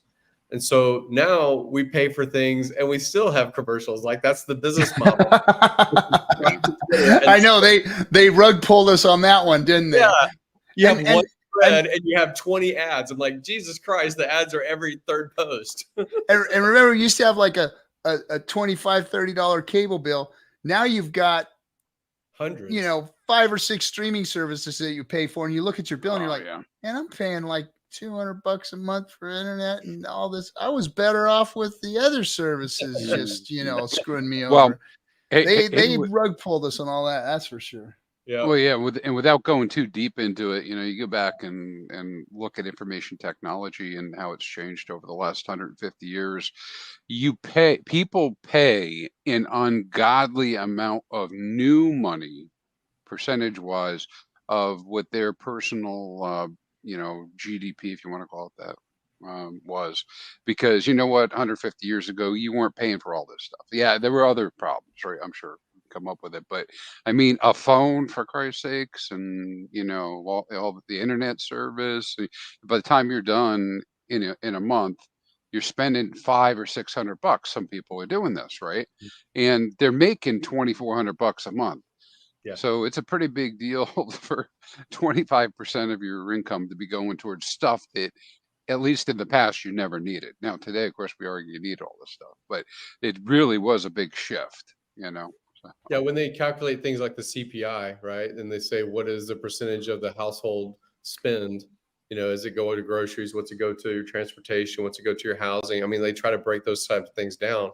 Now they do include high-speed internet, your Twitter subscription, your all your different your basic cable is like a default as far as a price point. And it is, like you just said, it's a high percentage. And people are actually going to look at their budgeting of what you need versus what you want is different, right? So. Yeah, 100%. I think it all ties together, even though this is kind of a loose conversation. It does tie together to digitalization and cryptocurrency and the future Star Trek world of, universal basic income. And it's just in the middle of all this chaos, there's tons of opportunity. We just happen to be involved in the middle of this now. This is where the ton of opportunity is, right? Because, people later on just going to be receiving the services. We'll actually we have this opportunity to be part of the beginning, Yeah. So it's pretty big. I just got a sample of my birthday cake for this week. Oh, happy birthday. 26. Yeah, happy birthday. 21, huh? Right. I think I got some underwear that's 21 years old. Yeah, dude, that is no lie. I'm sure you do. I'm sure you do, man. That's oh, good. Good. Chocolate or vanilla, man? I went for vanilla this year. I wanted the confetti cake. I got a confetti cake. My wife is a baker, so she did the whole thing by scratch. Love it. That was a nice reveal, actually. Also, again, kudos and props to your wife being in the movie, the content that she was on, commenting about like he's in the room yelling and the neighbors can hear and all that stuff. I thought that was pretty cool. Like the humanization to the pirate there. I'll tell you a quick story about that. So we had some new neighbors move in. So I have a young one. He's only 7, and we finally, there's no kids in the neighborhood his age. They all grew up with my kids and they're all, 19, 20, 25 years old shit. And so we finally get another 7-year-old that moves across the street. And my window here goes out to the front yard. And, sometimes I open the window and get a little airflow going in here. And, and I have my rants. And when they moved in, they were like, so they were hearing what was going on across the street. Like there's this guy over there yelling and screaming and, vulgarities and everything else. And so like for the longest time, my kid couldn't play with the other kid. It was like, they didn't want to bring him over. They didn't let my kid come over. House. We're like, what's wrong with these people? My wife's like, it's that damn streaming you do. Everybody can hear you and they think you're crazy and they don't want. And, and so finally, so Halloween comes around and they'd already been here a few months. And the gal lives across the street. She does a whole pirate theme in her front yard. I mean, the biggest, baddest, coolest ass thing, a ship and everything. I mean, it's just amazing what she does. And I'm like, look at what she's done. So of course I put my pirate suit on. My son was a pirate at Halloween and we we went out and across the street, and we broke the ice with them, and they learned who I was and what I did, and they ended up on the same baseball team and stuff, and we got to know each other, and so it worked out. But at first they were like, yeah, man, we didn't know what to think about you. This just crazy dude coming around here in a bandana, pissed off tattoos and everything else. And so yeah, so now the little boy just left a few minutes ago. He's over here all the time now. So, but yeah, it was. I can imagine moving into a neighborhood, and I've been to your neighborhood, so I could see that image of what I expect, and then you're you want to cool off as you're doing a stream. I can imagine being across the street in a quiet, sitting on the porch, enjoying my family, and going, "What the fuck is going on? And what is he yelling about? That's crazy." Yeah, I do. I live in Lily suburbia here. Like, this is where Karens are made. This is where, like, it's really odd to see where I live, and and I'm always, out in my garage sweating. I got dirty old Volkswagens out in the front yard, banging and wrenching on them and stuff, and definitely out of place for this neighborhood. But those that have been around for 20 years since I've been here, they appreciate me, and they, it's cool. But for the first time movers in, going, oh my gosh, what did we just move in across the street from? I love it. Well, it's later for me where I'm at right now. I am gonna ditch out. It's like midnight 30 for me. I got something I got to do tomorrow. But, all right, Gary, gonna see you on the tour here soon, yes, or are you heading back? So my next thing is so I'm in South America right now. I'm gonna go to Houston, pick up a hexagon there. We're gonna fly to Qatar. After Qatar, we're going to Andrew Henderson's Nomad Capitalist event with 2 other hexagons. So they're going to be there as well. The audience is all 8 and 9 figure, well-off people. They're basically looking at second passport, second residency, tax structure sort of stuff. So it's not necessarily a crypto crowd. It's more like, wealth and family office management people. So we're going to network as best we can there. That's in September. And then right after that, I go to Australia to basically meet some of these faceless founders of these other platforms on the Pulse chain. So I want to meet them in person, break bread and, have a better understanding so that, again, I love the products that are already here, that are already developed. And if new products are to be launched, especially by some of the founders that have been here for many years, I want to be able to support them. So that's why I'm making the effort to go to Australia to meet KDP, Tangent, OG43, people that have been streamers for a long time, but also the builders of some of these other platforms. So that'll be in September. And then right after that, if your tour is still going on, then I'll come join another one of your tour stuff. Sweet. And then there might be a chance that I may be in Australia for some event. I don't know what it might be, but I may be out in Australia for some event here in the near future. We'll see. Nice. I would love to see that. All right, guys. Thanks again. Talk to you later. All right, Gary. Thanks for coming, bro. All right, Gary. Nice see you, man. Miss you. See you. Woohoo. All right. I put the link in the chat for all you guys. Anybody who wants to come join us, or we're gonna probably stick it out for another few minutes here. JFK 666. Hey, bro. Thanks for putting together that Hex Apocalypse Now video. That was cool, man. I appreciated that. That was a good one, man. Dorsey, yeah, coming your way, buddy. Coming your way. Maybe we'll see. Might be out there in Australia. I haven't made the trip yet. I should go out. I haven't done that yet. Yeah, it's one of the places on the list, man. It's on the list. Yep, me too.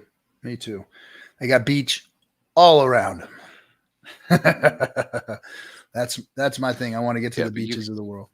You got plenty of beach where you are, right? So it's I've been up and down and in and out of these beaches and these waters for my whole life. There's some beautiful beaches in the world that I want to get to. Yeah, and I've never really kept track where you live, so I don't need to know. But I think most people have not driven the coast up near San Francisco, and wow, that was pretty amazing to go do that. You've done that a couple times. And, yeah, heading up Highway 1, see it now. going through Big Sur, Monterey, all those areas up there, even Santa Barbara, all those little towns that they have up there. Just if you guys ever come to California, don't come to LA and try and think that you're going to see something cool here, or even our local beaches here. Their local beaches are nice, but you take that one, you go rent a car and you drive up that Highway 1 and you go up through Big Sur. I mean, just amazing, spectacular. We've got giant redwoods right there on the mountains on the beach, and it's just breathtaking. Beautiful, beautiful country up there. Beautiful. Yeah, I mean, I thought that was pretty amazing to go visit. I went out there, visit some people a couple of times, mostly for work, and but that was amazing. It'd be kind of like on the coast, and then just seeing normal coastline type stuff, but it's unique. And then there's redwoods. Boom! I was like, wow. Yeah, and there's some beaches down there, by Big Sur, some kind of secluded beaches, but literally like they have beaches that are full of jade that have washed out of the rock face there, and you just go and just collect big pieces of jade all up and down the coast there. I mean, just gorgeous, gorgeous stuff. Very cool. So anyway, back to crypto. Crypto, man. Crypto. So, look who we got here. And since we're getting ready to start talking about crypto, let's bring up this Mexican. Identity Block. What's up, dude? What's up? I'm trying to get in touch with the cat before he's all famous and stuff, and I won't be able to. I will never, ever be too anything for all of you Hexicans. Awesome. I answer DMs. Doesn't matter. Brand new Hexican. No, I ain't never gonna be like that, man. And plus we ain't that famous anyway. It's only the same people that have seen me already that have seen me on film. So it ain't no big. It's like different, it ain't no big chota, man. That's for sure. It ain't no big chota. So how's everything been? Man, everything has been good. I was really stressed out. The last month or two, coming up to this movie and Pulse Chain launching and everything happening, and then of course getting of all the fucking shade that has come from the movie and doing the things that we've done. But now that the dust is cleared and the smoke is cleared and Pulse Chain is moving and shaking, and everything is working flawlessly. Hex is still doing what it's supposed to do on both chains. I mean, I'm ecstatic. I feel calm. I feel relaxed. I feel all the stresses come off of my shoulders now. And,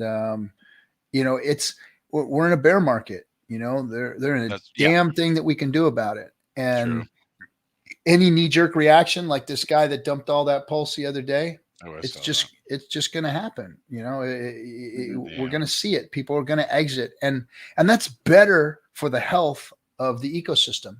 Hold on a second. We can never turn down getting a lady on the channel. It looks like SJ not only has appeared, but she has rejoined us. Oh, there you go. You there, SJ? You're muted. A wild SJ appears. Yeah, and she's muted. We'll just leave her there until she decides to speak. I love that Pulse Chain here.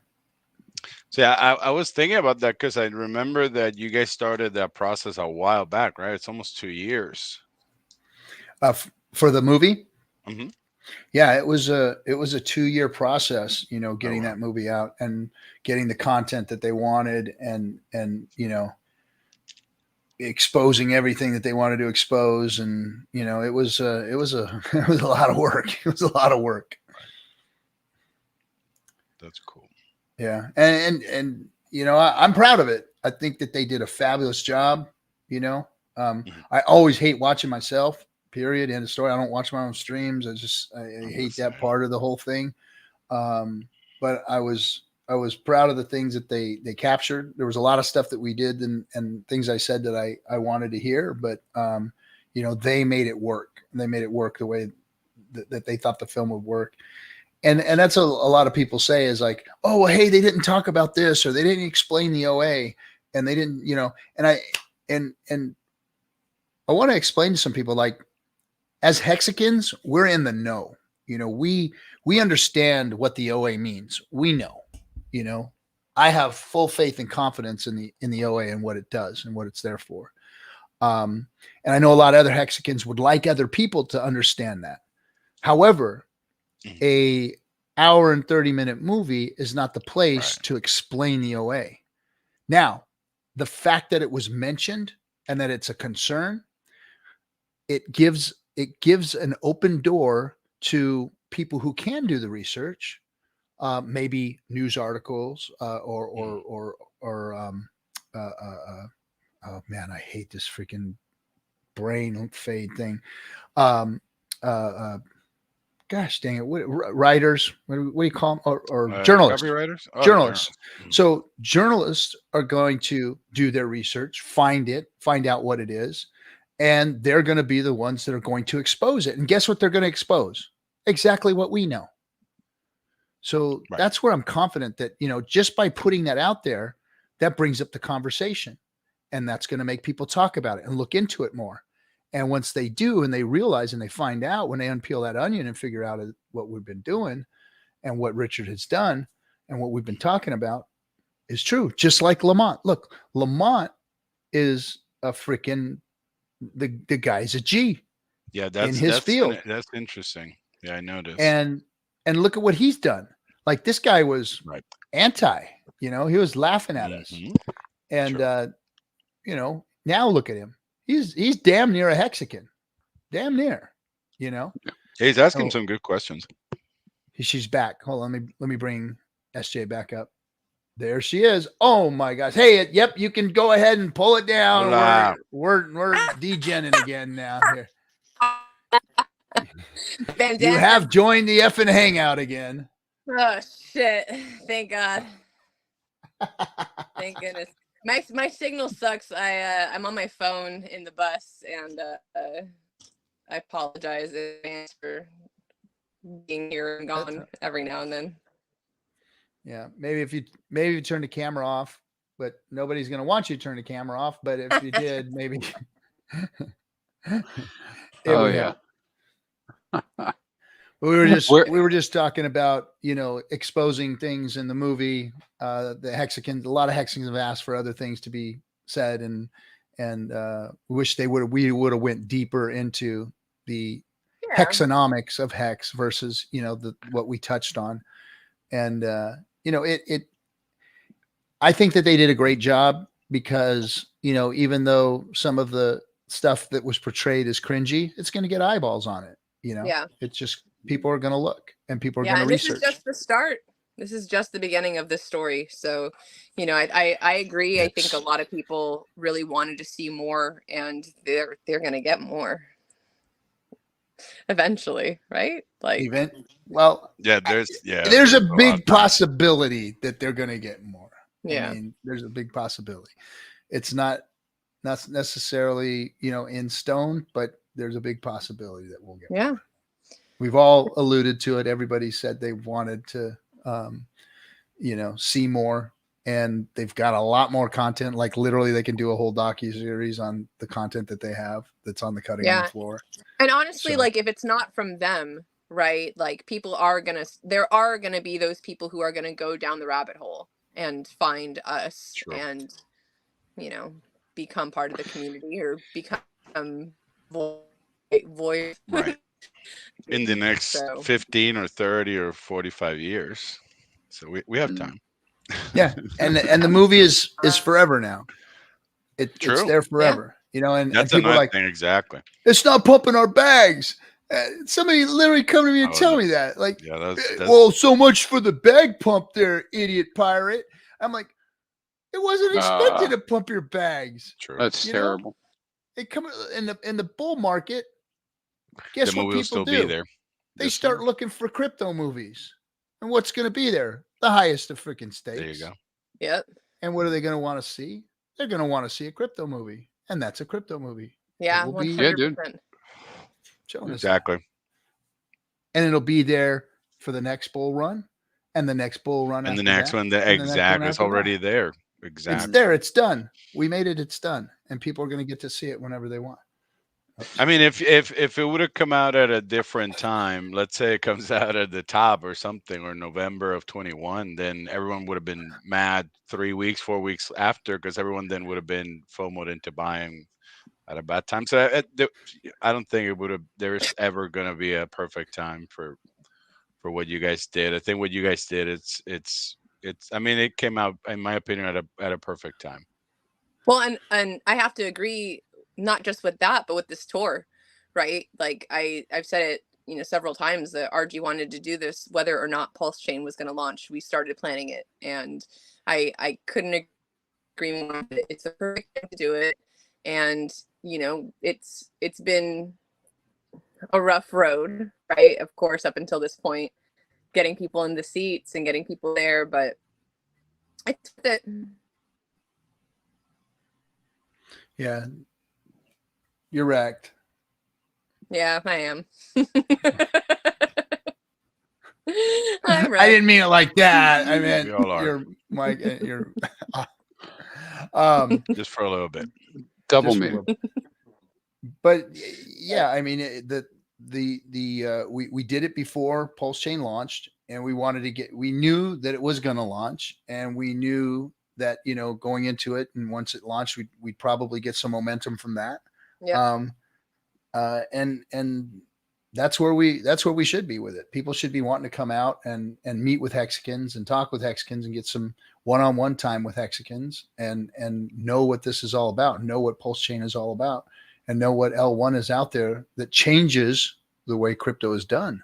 I mean, what Richard has done is he's created the most decentralized L1 out there. And I'm really encouraged with, did anybody catch his video? I think the video was taken down yesterday, day before, with him driving through the states. Did you guys catch that? No, I didn't see The old that. one, the one from last year with BitBoy, last No. August. No, I think this one was just recent. Oh, I'm not sure. Where he said, "Look at my shiny shoes," or was that from last year? Yeah, somebody that was posted August, that from August last year. Mm-hmm. Oh, so that was August of last I think, year. I yeah, missed I that think last year. hanging out with BitBoy or something. Oh, so that's what it was when he came out and visited his mom. Then there you go. Mm-hmm. Yes, sir. Okay. I thought Richard was actually out here. So that would have been fun. That would have. What would he do? What would he be doing out here? But anyway, I think he's done a fabulous job. People asking for him to get out and talk right now is just, let the guy be, man. He doesn't need to be out here. He's not going to do anything to pump your bags. Nothing Richard says, Sure. Even though what he knows more about Pulse Chain and Hex than anybody else out there. And he's better at it than anybody else out there. He's not needed for that right now. You know, he's not. And when the time comes, if ever the time comes, you know, he'll get out and speak to the community and whatnot. I mean, he's still tweeting, right. He's still around, you know, but for now, he just doesn't need to be there. Leave the guy alone. Yeah, there's a big, you know, not speaking about him, but of course, big argument that, you want things to bottom, right? It's a cycle. Right, so there's some, you know, we don't want them to bottom. But you know, nobody likes that. But individually, right, we have no control over that. We only have control over that as groups, you know. Of course, you know, larger quantities of people. So it's going to be whatever it's going to be. You know, yeah, I'm with you. I don't want it to go down anymore either. but you know, it does what it does. You know, and true. So he had mentioned in the past, right? Like he mentioned, like the 50 weeks to shake out the weak hands and all that. So yeah. That probably put us at another 30 plus. And then at that time it's the halving and all that, and then we'll be in a better situation then. So it's just a little bit more patience. We'll be in a different situation. I like to say that. It would be nice if it's better, and more than likely it will, but it'll definitely be a different situation. Regulatory's leaning our way now. The fact that the elections are coming up are leaning our way now. They're going to be hands off of crypto more than likely. You can already see that starting to quiet down a little bit. You know, and Richard, you know, actually, you know, probably fighting and winning against this SEC charges, which are just, I mean, I haven't commented a whole bunch on it because they're after me too. But you know, the fact that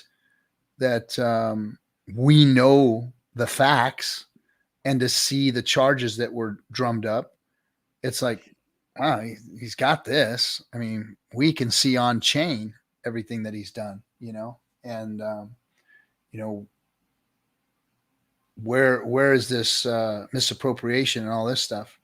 I guarantee you, Richard has receipts. He has receipts. He has on-chain data to prove his innocence. He's not going to go this far and do all things he said and put all these things in people's faces. I mean, is a guy that's misappropriating funds going to buy the most obvious diamond in the world and not have, and then put it in everybody's face and rename it the hex.com diamond and really not have his receipts? Yeah, of course. I find a hard time believing that Richard's that dumb. You know, we know how smart he is. Thinking that he's that dumb really puts you, either you don't know the man at all and you're just going off of, you know, what the news is saying and what, you know, the charges have been brought up are saying, or you're that dumb. You know, it's Richard's not that dumb. And, well, the filing itself was like a big troll, right?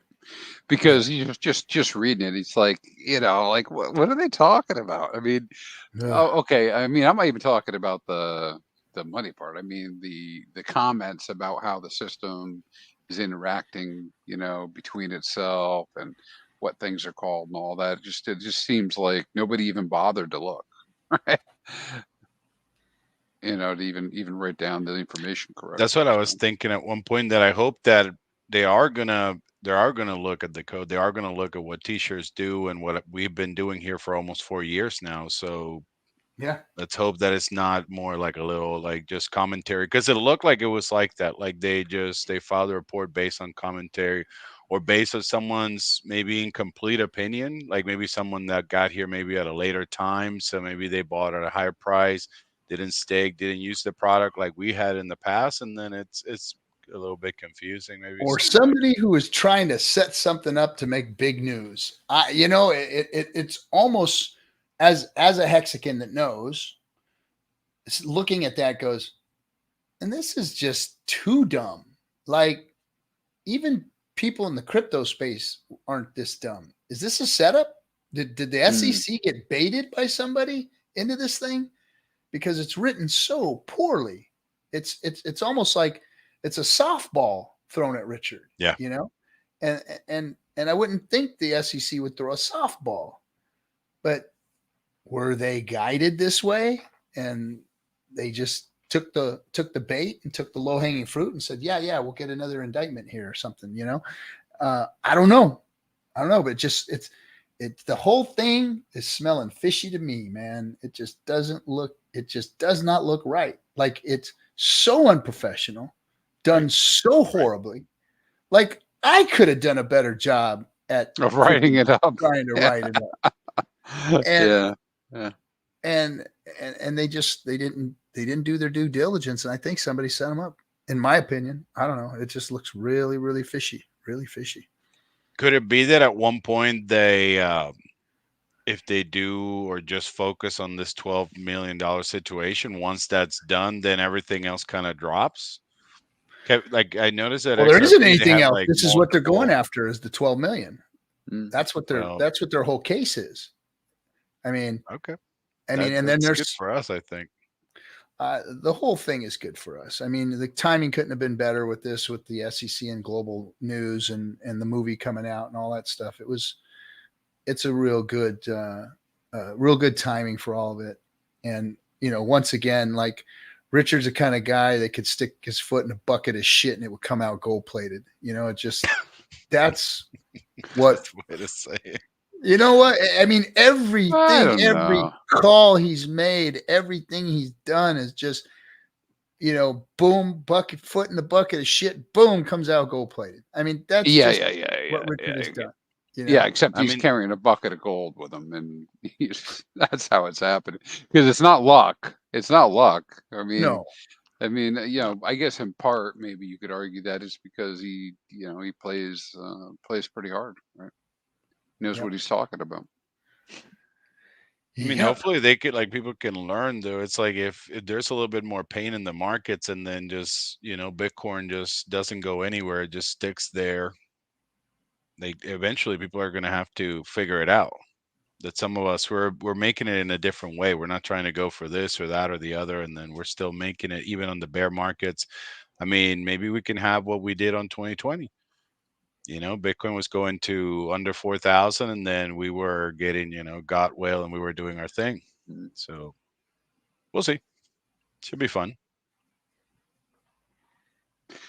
Yeah. All right, gentlemen. Well, we're coming up on 2 hours. I want to call it a night. I appreciate you both coming on and hanging out and helping me get that suit and tie off, and really letting me. Were you wearing a suit and tie? Oh, you missed it, huh? I must have missed the beginning. All right. Oh yeah, you got to watch the beginning of the stream. Yeah, all the hexagons. I got late. Not all the hexagons. There was a handful of them that were telling me that I was making them look foolish, and I need to get rid of the bandana and all of the garbage, And I was like, I just bought a bandana to start wearing, man. Doesn't mean the cloud. I got so many bandanas, man. I got them all over the place. I got them all. Gonna steal the bandana clout, man. Hey, it's all good, man. You got it. If you can rock it, rock it. Well, Cap, I mean, for me, I thank you for everything you've done for us. Thank you, Kinetics. I don't think you guys get any of the credit. It kind of goes, unannounced or unappreciated. So I really appreciate you, Cap, because I think that a lot of people, they're always going to have criticism of what we do, of what Richard do, of what you guys do. If you guys remember in 2018, he used to wear this and the flowery, suits, and then that was a problem. Start talking to the girls, that was a problem. He would do this and the other, it was a problem. He would go against the maxis. So there was always going to be a problem. And then when he shifted into the other stuff that we started doing, and then Bitcoin hacks, so there's always going to be issues. And I think that we just need to be more flexible. I think I need to speak that to myself too, because I always I'm all this way or that way. But yeah, I think that you guys don't get enough credit. And thank you so much, Cap. You're welcome, man. You're welcome. 100%. I'll keep doing it. I won't stop. You guys are what I do this for. And let's get together and take this shit to the world. Take it to the world. All right, guys, everybody, I appreciate you all. You freaking rock. Don't stop being who you are. Go out there and just touch somebody else. Bring them to DeFi and come hang out with us at the Careful. I want to meet more of you. Careful touching somebody else. I want to meet more of you guys. So come I won't be in Nashville, but get to Nashville. It's going to be a big ass party. They got a bus that they're going to be freaking getting drunk and hanging out and doing all kinds of cool stuff, man. Don't miss it. Go out there and hang out with the hexagons, and then I'll see you all in Charlotte. So those of you in that area, man, drive out there, come see me. I'm flying out everywhere to come see all you. So come drive up there and see me, come hang out, get some VIP tickets and eat dinner with us, and bring your onboards. They'll love it, man. They'll be hexagons for sure once they come hang out with us for a couple of nights. All right, everybody. Thanks for coming. ID, love you, bro. Happy birthday, Cap. Thanks. Oh, yeah. Thanks, everybody, for the happy birthday wishes. Again. Yeah, I don't want to tell you how old I'm going to be, but yeah, it's coming up. Hey, of age. 29. I'm a man of age. All right, guys. Have a good one. Thanks for coming. Cap. We'll see you later, see Crispy. you on Monday. Chatting with the captain. See you later, ID. Bye.